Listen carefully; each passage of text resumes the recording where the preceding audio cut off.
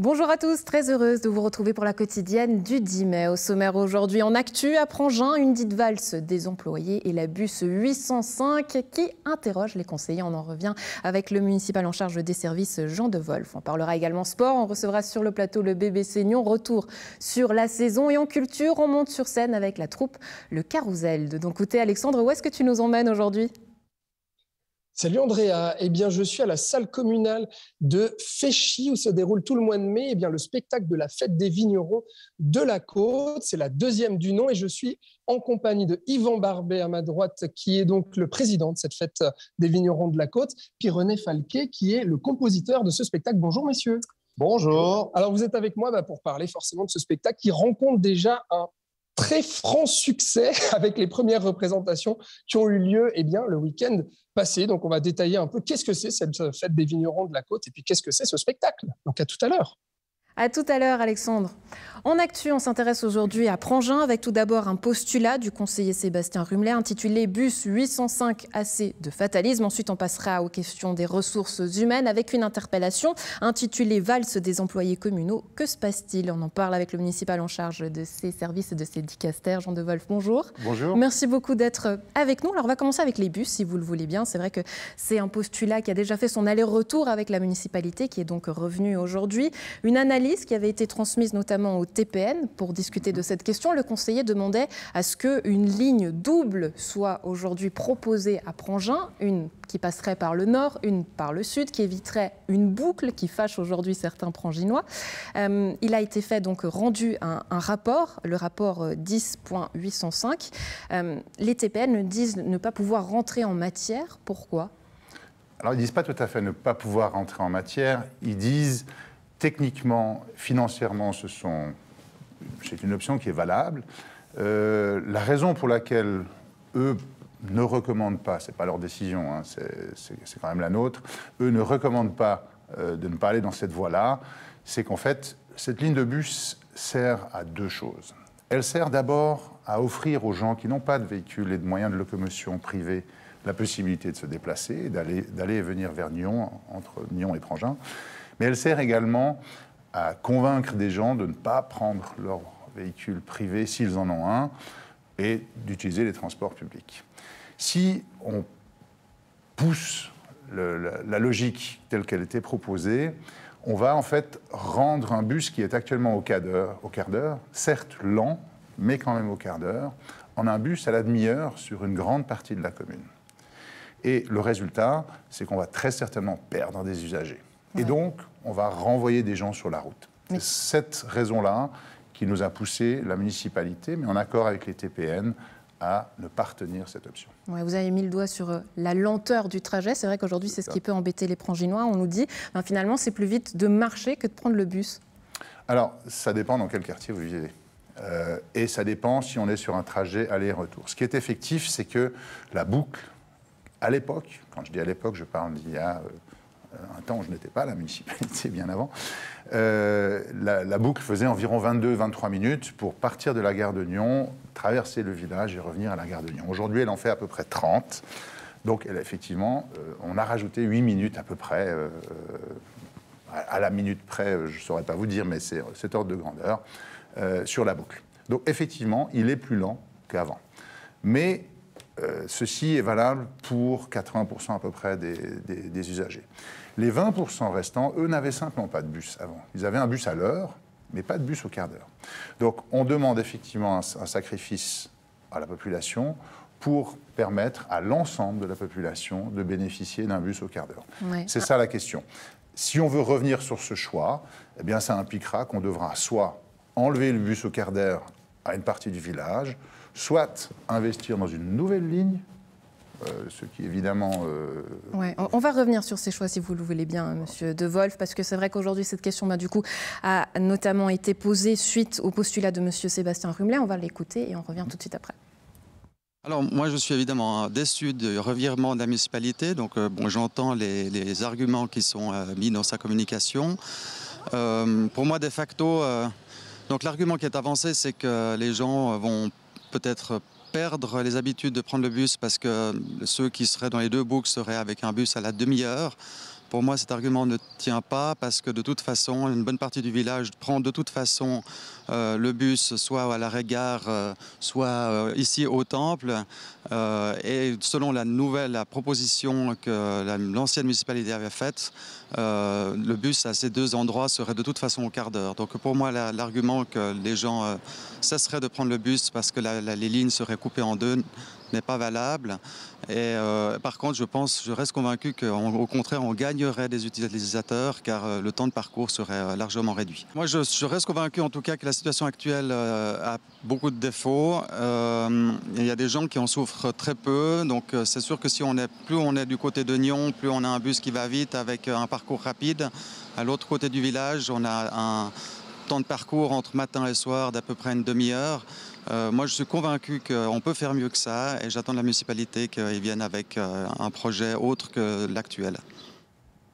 Alors pour rappel, cette ligne 805, lancée en 2007, était entièrement financée par Prangin jusqu'en 2019 sur l'insistance des autorités du village qui avaient demandé donc l'arbitrage du canton. Nyon a dû la cofinancer à partir de 2019, ce qui avait suscité de vives tensions entre Nyon et Prangin. Très franchement, Jean de Wolf, est-ce qu'aujourd'hui, ce n'est pas ces tensions qui ont influencé ce rapport? Alors je peux absolument affirmer que non. C'est une décision tout à fait unilatérale de la municipalité de Prangin. Il est clair que cette ligne étant partagée avec Nyon, si on avait pris la décision de la changer, on en aurait discuté avec nos collègues de Nyon, parce qu'il aurait fallu adapter des horaires.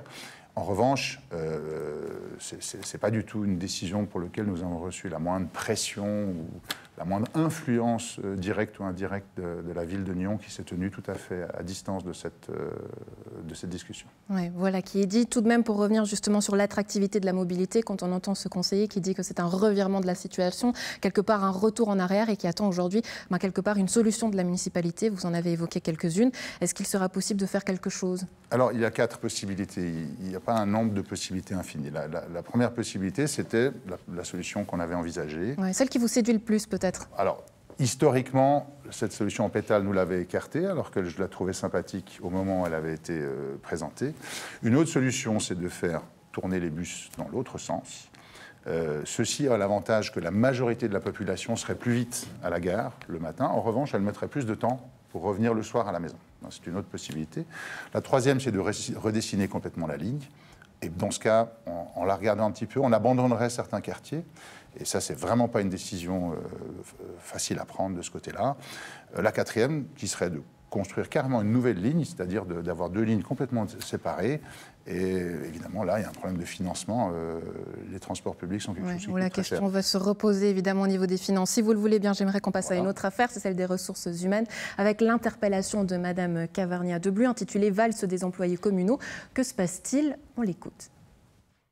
Alors l'objet de mon interpellation, qui s'intitule « Valse des employés communaux, que se passe-t-il ?», était de savoir finalement quelle était l'ampleur des démissionnaires, des employés communaux au sein de la commune et connaître les motifs de ces nombreuses démissions. La réponse de la municipalité était très détaillée et transparente, c'est-à-dire qu'elle m'a donné le nombre exact des démissionnaires et les motifs.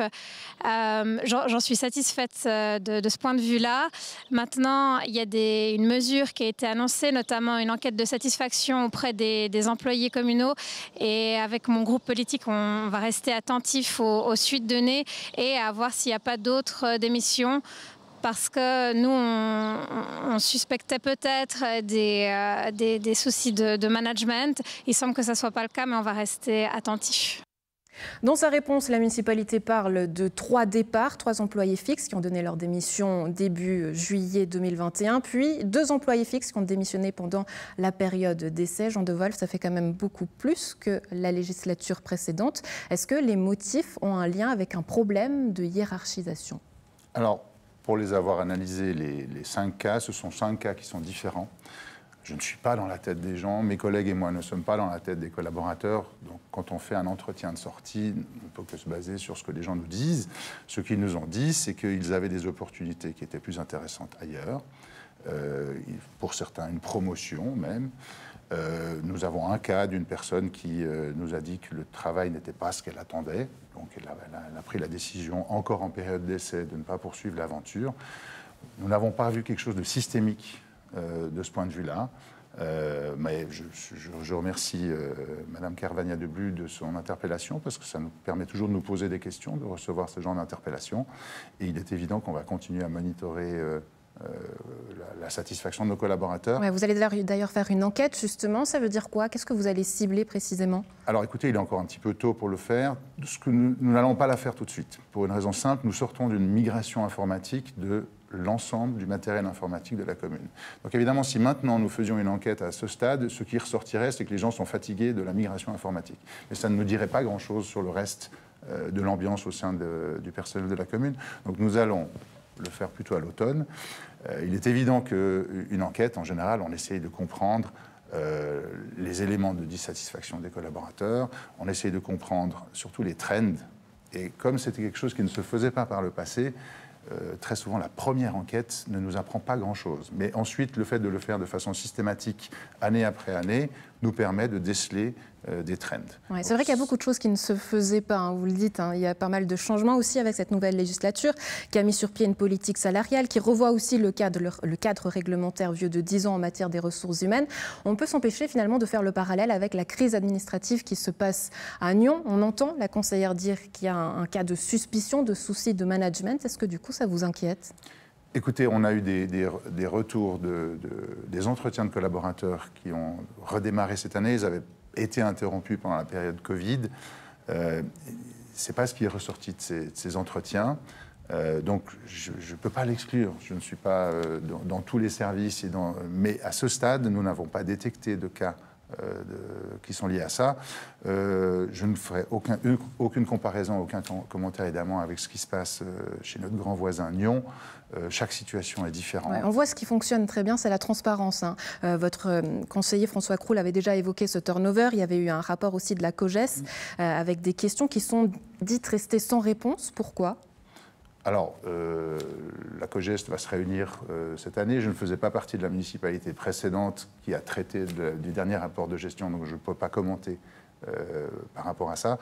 Ce qui est certain, c'est que nous avons détecté que nous avions des outils informatiques qui étaient un peu vieillots, notamment un règlement du personnel, une politique du personnel, une politique salariale qui était soit un peu ancienne, sans en faire le reproche à mes collègues sortants.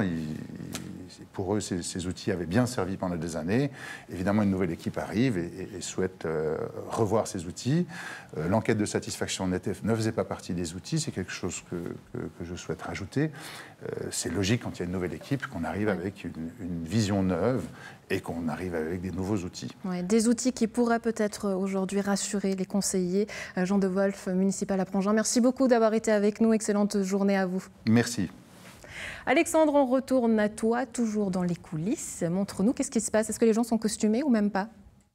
Non, il n'y a personne encore ici. Ce n'est pas les répétitions, on est tout seul, voilà, avec Yvan Barbet. Donc, voilà la scène que tu vois derrière nous. Et puis, qui dit fête des vignerons, dit vin blanc. On est obligé, en vous attendant.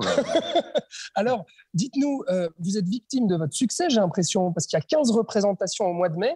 Elles sont toutes complètes, archi-complètes. C'est ce qu'on peut dire. Ouais. Si vous regardez le programme, vous avez 6 dates. En fait, on a dû rajouter 2 dates, ça fait 8.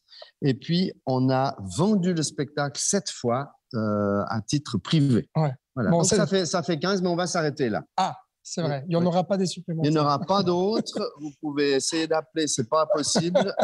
Il y a quasiment plus de billets. Oh, nom de bleu. Mais on peut tenter à info@ferico2022.ch.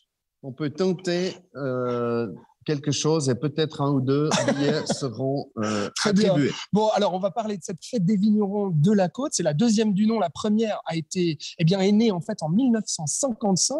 Voilà. Alors, comment ça s'est fait? Pourquoi cette fête des vignerons, version réduite, sur la Côte? Bien sûr. Alors, donc, ça, c'est l'initiative de Franck Jotran, journaliste très connu, un peu moins maintenant, parce qu'il est décédé en 2000. C'est lui qui avait eu cette idée en 1955 de faire une sorte de pochade ou de revue de la fête des vignerons. C'était aussi version la Côte. Pour se moquer un petit peu. Bien sûr, il y a un petit air de moquerie comme ça, mais c'est très gentil. C'est très gentil. Donc Voilà, le but, c'était de créer un spectacle dans le thème en fait de la fête des vignerons, mais adapté et puis à notre région. Bien sûr, cette éternelle rivalité entre l'Avaux et la côte. Ouais. Dans la pièce de Jotrin, il y a cette expression extraordinaire, c'est « il n'y en a que pour ces buveurs de vin sucré ».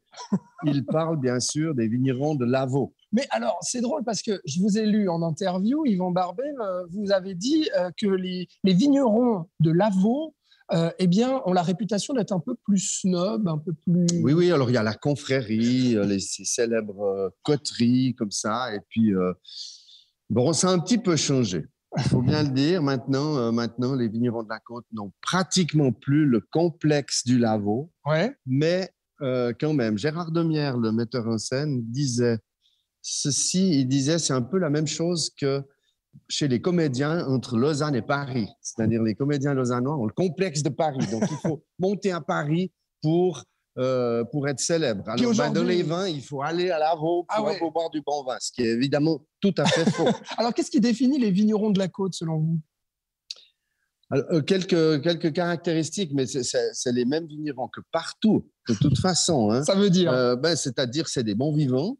Ils sont un petit peu ronchons, ils sont un peu on peut les assimiler un peu aux irréductibles gaulois d'Astérix. Hein, c'est-à-dire ils sont bien gentils, ils font des plaisanteries et puis ils gueulent contre le gouvernement, voilà. mais ça c'est tout le monde. Hein. Alors sur cette scène donc a lieu un spectacle en costume dans les thématiques de la fête des vignerons. Alors, cette deuxième fête des vignerons de la côte, eh bien, vous l'avez mise sur pied parce qu'il y avait la fête des vignerons à Vevey. Exactement. Ça, c'est entre guillemets obligatoire, ce qui est pas vrai parce qu'elle a déjà eu lieu à des moments hors fête des vignerons. Mais en principe, comme on dit dans le programme, après chaque grande, il y a la petite. Voilà. Donc, en 55, il y a eu, 56 aussi. En 78, il y a eu, après 77, en 99, la même année, il y a eu. Et puis là, on a dû attendre 2022 pour les raisons que l'on sait. Oui, tout à fait. Donc là, ça y est, là voilà, cette fête des vignerons. Alors, on parlera après de ce spectacle, en tout cas des détails, mais peut-être dites-nous un petit peu qui sont les comédiens. Il y a des comédiens professionnels et amateurs, il y en a combien au total? On a tenu à engager des comédiens et des musiciens professionnels. Ça veut dire qu'il y a 6 comédiens, grosso modo, c'est 3 couples. Ça veut dire qu'il y a la syndic, parce que vous avez bien compris qu'en 2022, le syndic est une syndic. C'est un peu un des thèmes de Michel Buller, c'est-à-dire l'adaptation à 2022, avec la montée du féminisme, avec la montée du bio dans les vignes, toutes ces choses-là. Ah, donc il faut s'adapter aujourd'hui. Voilà, c'est pour ça qu'il a réécrit un texte, mais il a été assez fidèle à Jotrin quand même. Donc, le premier couple, c'est la syndic et son mari, qui est le vigneron. Le deuxième couple, c'est la fille des 2 précédents, qui a un petit amoureux qui est en fait qui n'est pas de la même famille. Enfin, c'est un peu Roméo et Juliette. Hein. Ah, d'accord. C'est ça. Bon, m'en dites pas trop, voilà, parce qu'on va en parler après. Effectivement, avec mais l'histoire, elle est connue déjà depuis 1955. C'était déjà Roméo et Juliette. C'est juste une adaptation au temps moderne. Exactement. Bon, très bien. Je vous remercie d'avoir parlé de cette fête. Alors, on ira après sur la scène pour vous montrer le compositeur et pour parler un peu plus du projet. Il parle autant que moi. C'est un spectacle qui s'appelle « Il faut sauver le clos des... » Le clos des Curzes. Donc, les Curzes, c'est un parcher entre Aubonne et Féchy. Qui est assez étendu. Et puis, c'était déjà, il faut sauver le clos des Curzes en 55. Ah, donc là, il faut à nouveau sauver le clos des Curzes en 2020. Voilà. Et par contre, c'est d'autres thématiques. Là, cette fois, il faut le sauver des promoteurs. Ah, bon, des promoteurs immobiliers. D'accord. Bon, merci. Santé. Santé. Et belle fête des vignerons la côte. Voilà, on va parler un petit peu plus en détail de ce spectacle et puis voir quelques costumes après, Andrea. Ouais, un passionné, Alexandre. Remplis un petit peu plus ton verre, t'en auras besoin, je pense. On passe au sport. La saison du BBC Nyon a pris fin mardi dernier lors d'une 3e défaite en quart de match face à Union Neuchâtel en quart de finale des playoffs. On en parle avec le coach Stéphane Ivanovic. Bonjour, merci beaucoup d'être avec nous. Avec nous également Malay Ndoye, vous êtes joueur du BBC Nyon. Alors la saison s'est terminée mardi dernier avec une 3e défaite face à Neuchâtel. Je le disais, pas trop déçu? Oui, bien sûr, parce qu'on aimerait continuer la saison. Maintenant, surtout comment on perd le dernier match. Les séries, on avait encore la possibilité de jouer un 5e match. On aurait bien aimé aller jouer ce 5e match et voir ce que ça allait donner, mais bon. Ouais, selon vous, qu'est-ce qui s'est passé? Qu'est-ce qui a manqué justement pour pouvoir y aller? Bon, il y a beaucoup de choses, mais je pense que ça ne s'est pas joué à grand-chose. Les 2 derniers matchs, l'écart était serré. Une action par là, un stop en défense ou un panier qu'on marque pouvait changer la donne. Donc je pense qu'on a donné quand même tout ce qu'on a pu. Malheureusement, c'est comme ça le basket. Un gagnant et un perdant, et voilà. Ouais, je crois qu'il était beaucoup question d'intensité. Est-ce que l'avis de vous, Stéphane Ivanovic, entraîneur du bébé Seignan, justement, rejoigne ces propos? Est-ce qu'il a manqué d'intensité durant ces matchs? Non. Je crois que l'intensité, la bagarre, mes joueurs ont vraiment tout donné. Et malgré cette touche amère qu'on a en ce moment, plus le temps passe, plus on le voit en perspective. Mais j'ai envie de dire que je suis vraiment fier de cette équipe et de qu'est-ce qu'ils ont prouvé cette année et de comment on a joué tout au long de la saison. Ouais, c'est quand même une 6e place au classement. C'est vrai que c'est mieux que l'année dernière. Il y a eu des hauts, des bas. Mais vous, quel bilan vous faites de cette saison? Écoutez, l'objectif principal pour cette année, c'était d'être compétitif. Et je crois que non seulement on a été compétitif, mis à part Fribourg, on a battu toutes les équipes du championnat, mais on a montré une image de groupe très solide, très soudé. Et on a eu beaucoup de problèmes avec les étrangers, avec entre autres blessures et départs, mais on a prouvé que, indépendamment de qui venait comme étranger, nous c'est notre groupe suisse, Malais je l'inclus comme suisse, comme local, qui était le poids, qui était vraiment l'âme du bébé Seignan. Ouais, je vais faire ma mauvaise langue, Mala Ndoye, mais c'est vrai que cette vie de star à l'américaine, comme on voit souvent ces grosses stars du basket, ça ne peut pas correspondre avec cette vie familiale qu'il y a ici à Nyon. La vie de star, non. Nyon, comme l'a dit Steph, on peut dire une famille, parce que c'est le même groupe qui est là depuis des années. Et c'est bien parce que ça se montre sur le terrain que tout le monde se donne à fond. Malgré les joueurs étrangers, cette année, on a eu plusieurs. Et chaque fois, tout le monde s'est adapté aux joueurs, ce qui n'est pas facile. Normalement, c'est le joueur qui doit s'adapter, mais l'équipe s'est adaptée aux joueurs pour qu'on puisse tous y profiter. Et je pense que ça s'est bien passé, notamment les joueurs comme Georges, qui est le premier, Romario et le dernier, Azea. On les a laissés s'exprimer et l'équipe s'est adaptée pour le meilleur de l'équipe et aller chercher des victoires. Comme l'a dit Steph, l'équipe a beaucoup progressé cette année par rapport à l'intensité, comment on jouait avant, et cette année, on a au moins une identité de jeu qui est propre à Nyon. Oui, l'identité propre du jeu à Nyon, c'est quoi justement? Parce que j'imagine qu'en tant que coach, il faut jongler avec les personnalités, comme le dit Mala Ndoye. Mais l'identité propre à Nyon et le type de basket nyonnais aujourd'hui, c'est lequel? C'est défendre très dur. Je l'aurais dit tout au long de la saison qu'on est une équipe défensive. On a eu des matchs où ils ont été brillants en attaque. Mais je crois que notre identité, c'est surtout que ça commence en défense et essayer de pousser un jeu rapide autant qu'on peut. Après, dans le jeu de 5 contre 5, je crois qu'on a développé aussi peu à peu cette année, c'est d'être très patient, trouver toujours un bon shoot. Pas forcément chercher toujours un joueur en concret, mais trouver une bonne solution à chaque fois. Ouais, Stéphane Ivanovic, vous en parliez avant de cette équipe de Fribourg. C'est vrai qu'il y a eu cette magnifique finale de Coupe Suisse face à Fribourg, justement un moment historique pour le club. Il y a eu une ambiance de dingue. Qu'est-ce que vous retenez aujourd'hui de ce match et qu'est-ce qu'il a apporté à l'équipe, Malais? Cette finale, c'est bien pour le club, pour l'histoire du club. C'est encore une finale inscrite dans l'annale du club, qui n'est pas facile de jouer une finale de coupe, surtout avec toutes les équipes qui ont dans le championnat. Mais ce match-là, on a tous un regret du début du match qu'on a fait, moi inclus, et qu'on aurait pu donner mieux. Et peut-être qu'on aurait joué nos chances sur ce match, sur la durée, parce qu'on a vu, après le premier quart-temps, on a fait jeu égal contre eux. Voilà, après, comme on l'a dit, c'était une fête pour le basket, mais nous, malheureusement, on aurait aimé mieux jouer pour que le match ne se joue pas sur pas beaucoup d'écart. Ouais. Et c'est ça le regret que j'ai eu pour ce match. Ouais. Fin de saison maintenant, place aux vacances? Oui, la saison est finie, il faut faire le bilan et voilà, se projeter par rapport aux objectifs du club et ce qu'il veut faire pour l'année prochaine. Ouais, rapidement, si on peut dire les objectifs pour la prochaine saison, ça serait lesquels? Sur quoi est-ce que vous voulez travailler? Là, en ce moment, mon plus gros objectif, c'est d'essayer de garder cette base de joueurs qu'on avait cette année. Ce groupe de joueurs qui, comme je l'ai dit avant, sont l'âme de ce club et qu'on veut garder pour continuer à construire là-dessus. Ouais, est-ce que c'est difficile justement de rester attractif pour justement faire appel à ces étrangers qui peuvent pousser tout le monde aussi vers le haut, faut le dire? Écoutez, je pense que si on arrive à garder le groupe qu'on a cette année, pour moi, c'est la clé. Les étrangers, on en trouvera, avec un peu de chance, on aura plus de chance que ce qu'on a eu cette année. Et puis, c'est eux qui devraient être contents d'être avec ce groupe de joueurs. Voilà qui est bien dit. Balle au centre et dans le panier, Stéphane Ivanovic-Malendoy. Merci beaucoup d'avoir été avec nous. Très belle journée à vous. Merci beaucoup. Bonne journée. Alexandre, on retourne à toi. Alors, est-ce que tu es passé au rouge ? Non, pas du tout. Par contre, je vais t'emmener derrière la scène, dans les coulisses. Alors bon, là, tu vois les décors avec les feuilles de vigne. Ici, le parterre avec les musiciens, 4 musiciens, mais on va en savoir plus. Voilà, avec René Falquet, le compositeur, qui m'attend sur la scène, que je vais rejoindre du coup. Alors, suis-moi en coulisses, ici, dans la salle communale de Féchy, voilà, qui accueille beaucoup de monde tous les jours, pas tous les jours, pardon, à chaque représentation, c'est tous les week-ends là, du mois de mai. Et alors là, voilà, je passe en coulisses, on voit quelques cadavres de bouteilles forcément, quelques décors, et puis quelques costumes aussi. Alors c'est assez maigre, hein, parce que les comédiens ne sont pas là encore en train de répéter, mais on voit des chemises.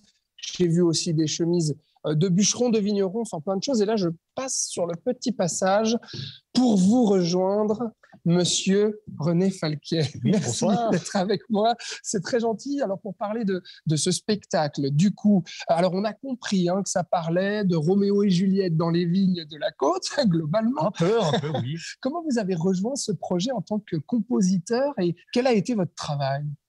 Écoutez, d'abord, pourquoi ? Parce que j'ai toujours, dans mon activité de tous les jours, été sensible à la musique chorale, la musique d'opéra, la musique de la chanson, et avec une tendresse particulière pour la musique de ce pays et toutes ces manifestations populaires, les girons, les activités d'accueil-joie, de la fête cantonale des chanteurs vaudois, et évidemment des fêtes des vignerons. Ouais.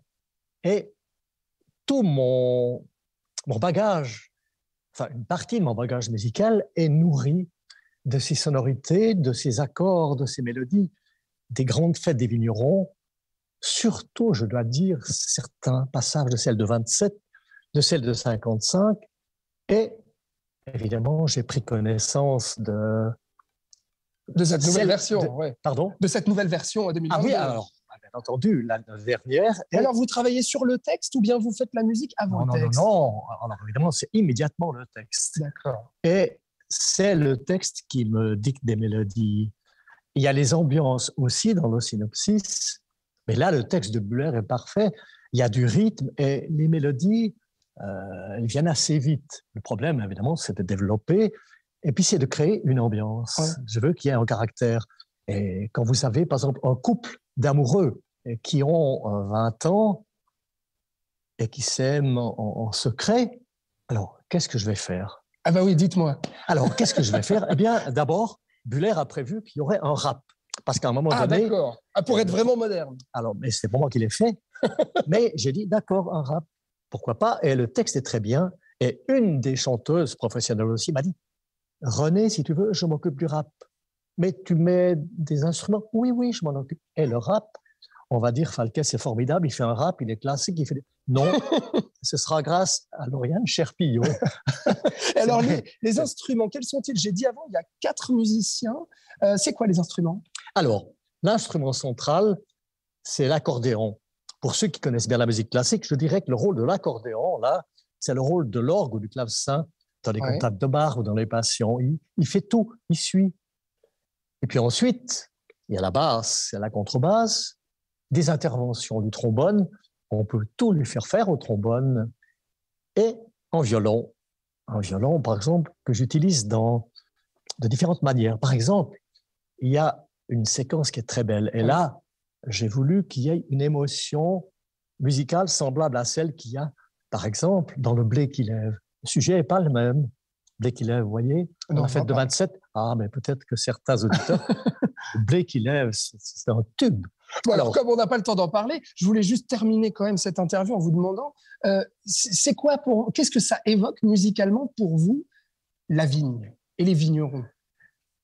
Mais d'abord, ces choses merveilleuses qui sont maintenant dans ce vers, et puis également la joie de chanter. Ah, oui, c'est ça. Et pourquoi pas toutes ces chansons populaires qui ont lieu qui ont comme pour sujet de base la vigne, n'est-ce pas? La chanson des effeuilles, la chanson de la taille, etc. Bon, alors pendant le spectacle, vous n'officiez pas comme chef d'orchestre ni comme chanteur. Il y avait un chef de chœur excellent. Composé, voilà. Et à un moment donné, il y a un mariage. Ah. Et le mariage, je me dis, mais il faut l'introduire, c'est solennel, et j'ai des cloches là. Et donc vous sonnez la cloche. Et je sonne les cloches. Ah bon, d'accord. Très bien. Alors, ce qu'on n'a pas dit, voilà, on va dire au revoir quand même en montrant cette salle de Féchy. Et puis, Yvan Barbet, ce qu'on n'a pas dit, vous êtes au fond là-bas, mais c'est que vous faites partie aussi du chœur. Président et puis choriste aussi de ce spectacle. Voilà, merci beaucoup, messieurs, d'avoir été en ma compagnie pour parler de cette deuxième fête des vignerons de la Côte. Et c'est tout le mois de mai, 15 représentations, mais Andrea, tu auras compris. Tout est complet, malheureusement, victime de leur succès. Voilà. On reste sur scène, mais avec la troupe Le Carrousel qui présente son prochain spectacle intitulé La sieste de mon mois, à voir du 11 au 14, le 15 et du 18 au 21 mai, au domaine Les Perrettes à Ézin. Vous aussi, vous pouvez y participer d'une manière peut-être particulière. On va en parler avec vous, Véronique von Niederhausen. Vous êtes comédienne du Carrousel. Bonjour, merci beaucoup d'être avec nous. Avec nous également Karine Moura, vous êtes la fondatrice du Carrousel. Le Carrousel, une troupe à l'origine glandoise qui aujourd'hui est bien établie à Ézin. Vous me disiez que ça fait partie de l'identité même de cette troupe, cette grange. Pourquoi ? Effectivement, quand on a créé la troupe en 2009, on était un petit peu aussi dans la recherche d'une identité. Dans la région, il y a beaucoup de troupes amateurs de théâtre. Et on voulait un petit peu se démarquer. Et on a eu cette opportunité avec notre metteur en scène, donc Christine Eby, d'aller jouer donc à la grange au domaine des Perrettes. Et tout de suite, ça a été un petit peu un coup de foudre. On a eu beaucoup de plaisir à jouer dans cette grange. Ça nous a cassé un petit peu les codes du théâtre. Et chaque année, on transporte les spectateurs et spectatrices dans des univers différents. Ouais, ce qui fait aussi l'identité de la troupe, c'est que c'est, je dirais, une troupe familiale. Vous avez commencé d'ailleurs avec votre frère. Est-ce que c'est quelque chose qui vous a plu, Véronique, justement, ce côté familial ? Ah oui, énormément. Parce qu'en fait, Karine et Laurent, je les connais depuis très longtemps. Et au fait, on est les trois depuis le début. Maintenant, ça fera 13 ans cette année. Et c'est vrai qu'on a cette ambiance familiale, on est tous très soucieux du bien-être des uns et des autres, et c'est ça qui est chouette. C'est une vraie fratrie, hein. On sent carrément les taquineries presque sur scène, comme ça, qui est quelque chose de très spontané, je dirais. Complètement, c'est vrai qu'on a créé donc cette troupe avec Laurent en 2009, Véro nous a rejoint dès le début du projet. Et c'est vrai que ça aussi, c'est un petit peu l'identité, c'est qu'il y a vraiment une relation très forte entre les comédiens, il y a vraiment une entente. Et je dirais qu'avant tout, c'est vraiment une vraie aventure humaine. Et c'est une famille, donc Laurent et moi, effectivement, on est frères et sœurs. Mais c'est vraiment la famille du Carrousel et chaque membre de la famille contribue grandement à tout ce plaisir qu'on a de jouer tous ensemble. Alors on voit là quelques photos justement de la pièce que vous allez jouer, La sieste de mon mois. De quoi ça parle, Véronique ? Alors, ça parle d'un groupe de personnes qui vient faire un stage de développement personnel. Ils sont tous à la quête de quelque chose, de bienveillance, de ressenti, d'émotion. Et à travers divers exercices, on va les amener à ça, justement. Et puis, voilà, quand on arrive, on est un groupe, on ne se connaît pas, on se découvre, avec nos défauts, nos qualités, nos stress, et voilà. Et au fait, ça va nous amener à des situations cocasses, drôles, incongrues. Enfin, ouais. Voilà, quoi. En tant que public, on peut profiter d'une consultation ? Ah oui, toujours. Vous allez être immergé. Vous verrez la personne, donc Gilbert, pour pas dévoiler quand même donc tout le spectacle, mais Gilbert qui vous reçoit, donc comédien et spectateur, pour cette retraite, saura vous faire profiter pleinement de sa retraite. Ouais, enfin, j'aimerais terminer sur l'aspect fait maison, parce que c'est vrai que vous mettez beaucoup de vous aujourd'hui à créer tous ces spectacles. Et puis, vous me disiez, Karine, cette année, vous n'allez pas jouer puisque vous allez passer du côté de la technique. C'est aussi ça, finalement, passer les compétences des uns des autres, pouvoir avoir ce tournus ?